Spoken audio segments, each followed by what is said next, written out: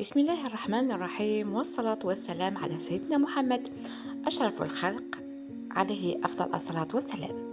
إذا معكم ليمان ستارز، جبت لكم فيديو جديد، فيديو في القمة، فيديو في الأحلام. جبت لكم طاجين جبن هكذا بالدجاج، هكذا يشرفك هكذا قدام أضيافك، ويشبه هكذا الطاولة الرمضانية في الأعراس أو في الحفلات.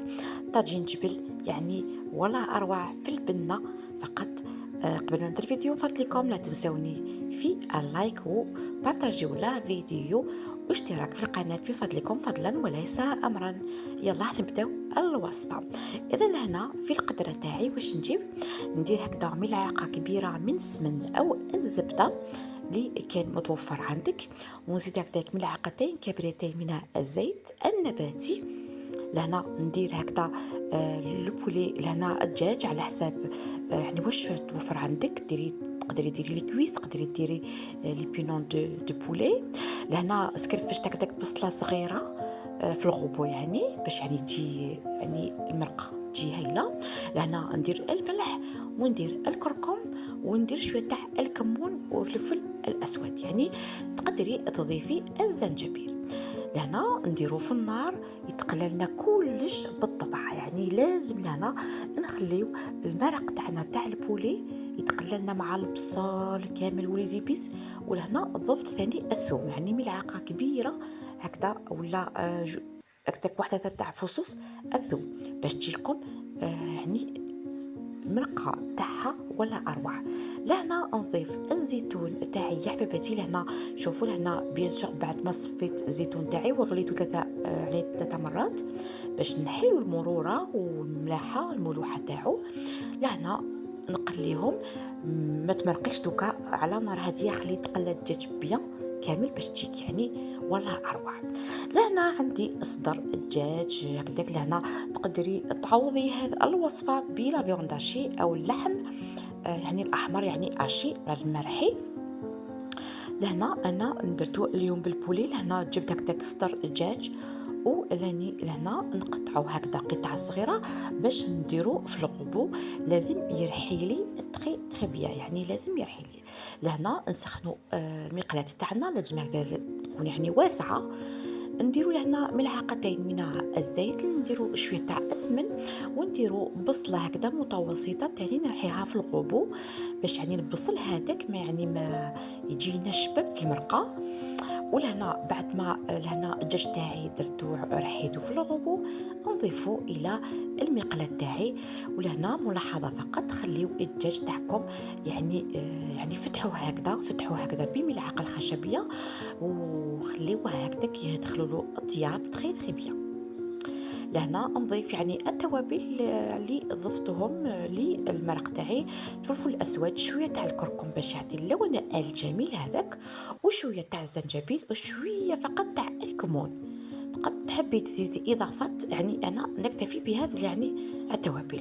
هنا من داك نروح هكذا يعني نحرك لهنا نضيف الملح اكيد، نحرك في المرق تاعي تاع الزيتون.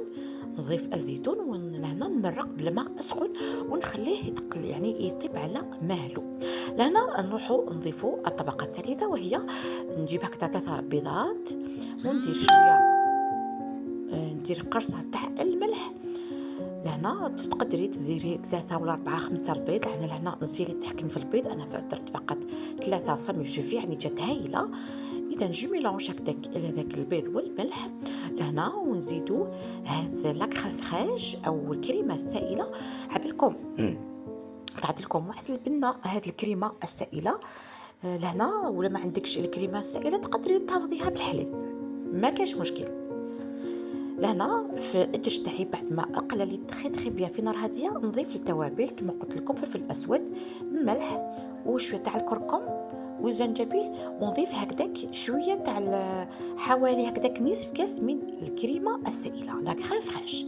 يعني لا كريم فريش هذه اللي يعني تتجمر لنا يعني الفرص تاعنا تاع البولي، ويجيكم طاجين جبن ولا في الاعراس، يعني هاي بنه قمه. خليوه يتقللنا بالعقل.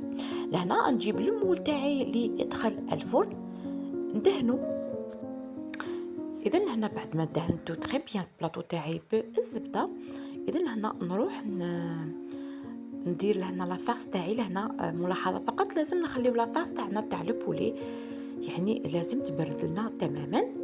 ومن بعد واش نضيف لهنا، نضيف هكذا كاضافه ندير ملعقه كبيره من الجبن.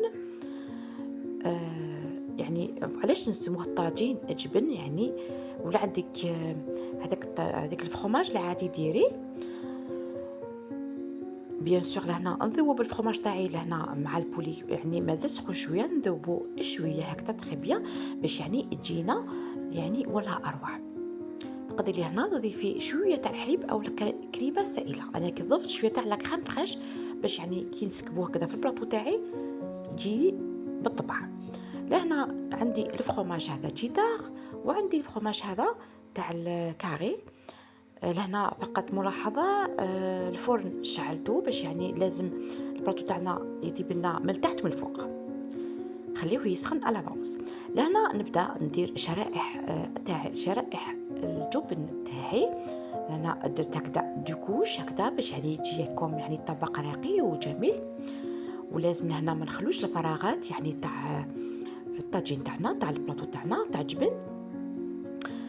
ولهنا بيان سور من داك نروح نقلي في نشوف يعني نحرك شويه البلاطو تاعي تاع الزيتون. ولهنا نضيف هكذا شويه تاع الجون دوف باش كي نديروه في الفرن يتحمر لنا هكذا بالطبع، وخليوه يطيب كما قلت لكم من تحت من الفوق. ولهنا زيت له هكذاك الفرomاج شيدار باش يجي هايل بالطبع. فوالا شوفوا خليوه يتحمر باش يجيب لكم يعني يعطي لكم وجه جميل جدا راقي. قلت لكم طاجين جبن بالزيتون ولا اروع، والحب طاب زبده. وان شاء الله عجب لكم هذا الطبق. شكرا لكم، الى وصفه اخرى بحول الله.